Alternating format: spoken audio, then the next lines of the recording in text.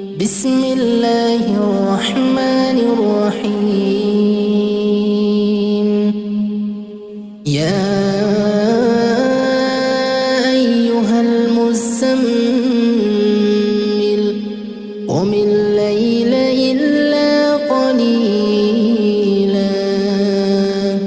نصفه أو